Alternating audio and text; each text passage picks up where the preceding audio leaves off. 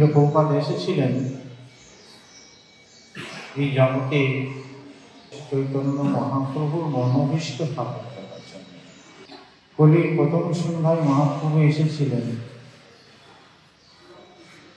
মহাপ্রভু সমগ্র জগৎকে নাম প্রেম অন্যায় প্লাবিত করেছিলেন।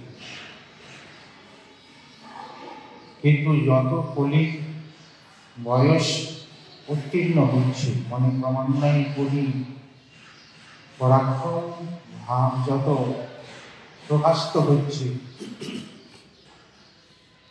তত পরিমাণে মানবের মধ্যে চিত্তবৃত্তি কলুষিত হচ্ছে। সেই মানবদেরকে হরিভজন করাবার জন্য প্রভুপাদ একটা গোষ্ঠীবদ্ধ ভজনের স্থান হিসাবে মঠ মিশনকে তিনি বেছে নিয়েছেন। দুই প্রকারের ভজন প্রণালী দেখা যায়। এক হচ্ছে বিবিক্তানন্দী, আর হচ্ছে গৈষ্ঠানন্দী। বিবিক্তানন্দী মানে যারা নির্জন ভজন করে আসে, মুক্ত অবস্থায় নির্জন ভাবে ভজন করতে পারে। কিন্তু কলিকালে নির্জন ভাবে ভজন করা খুবই দুষ্কর। তার প্রমাণ আমাদের গুরুবর্গ তারাই দিয়েছে। জগন্নাথ দাস বাবাজি মহারাজ বৃন্দাবনে ছিলেন, গৌরকিশোর দাস বাবাজি মহারাজ বৃন্দাবনে ছিলেন, সেখানে নির্জন ভাবে ভজন করছিলেন। কিন্তু গোষ্ঠীবদ্ধ ভজনটাই যে কলিযুগে শ্রেষ্ঠ, সেটাকে শিক্ষা দেওয়ার জন্য তারা বৃন্দাবন ত্যাগ করে নবদ্বীপে এলেন। জগন্নাথ দাস বাবাজি মহারাজ, গৌরকিশোর দাস বাবাজি মহারাজ, ভক্তিবিনোদ ঠাকুর, প্রভুপাদ এদেরকে সঙ্গে নিয়ে একটা গোষ্ঠীবদ্ধ ভজন প্রণালীকে রেখে দিয়েছেন। প্রভুপাদ চিন্তা করলেন, গোষ্ঠীবদ্ধ ভজন করতে গেলে তো সকলকে স্থান, সকলকে পাত্র আদি সমস্ত কিছু প্রয়োজন রয়েছে। অনেক লোক যদি আসে, তাদেরকে রাখবার জন্য তো জায়গা দরকার, তাদের ভরণ পোষণ, তাদেরকে সুষ্ঠুভাবে ভজন করবার জন্য একটা সুন্দর পরিবেশ দরকার। এই জন্য প্রভুপাদ কি করলেন, এই মঠ মন্দিরকে স্থাপন করলেন। স্থানে স্থানে কত মঠ স্থাপিয়াছে নিষ্কপ, প্রেম ভক্তি বিলাইতে জীবে। এই যে স্থানে স্থানে মঠকে স্থাপন করেছে, প্রেম ভক্তি বিলাইতে জীবে, সমস্ত জীবদেরকে প্রেম ভক্তি বিতরণ করার জন্য। যে প্রেম ভক্তিটা মহাপ্রভু দিয়ে গিয়েছিলেন, সেই প্রেম ভক্তির সুষ্ঠুতা, হরিনাম সংকীর্তনটাই হচ্ছে একমাত্র প্রসেস, যে সকলে গোষ্ঠীবদ্ধ ভাবে হরিনাম সংকীর্তন করতে পারবে। করতে গেলে একটা স্থান দরকার, সেই জন্য মঠকে তিনি স্থাপন করলেন। স্থানে স্থানে কত মঠ স্থাপিয়াছে নিষ্কপট, প্রেম ভক্তি বিলাইতে জীবে।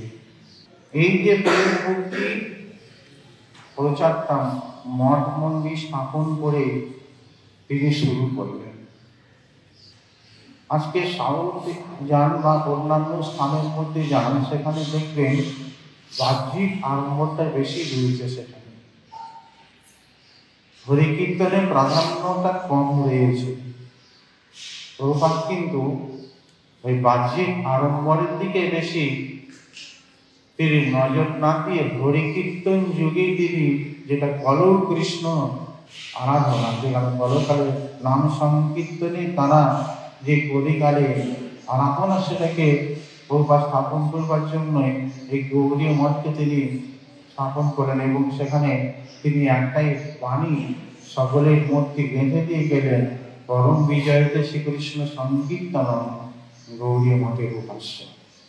গৌড়ীয় মঠ কিন্তু অর্চন হচ্ছে, সেখানে পুজো হচ্ছে, সেখানে সবকিছু হচ্ছে, কিন্তু প্রত্যেকটি ক্রিয়ার মধ্যে নাম সংকীর্তনকে রেখে দিয়েছেন।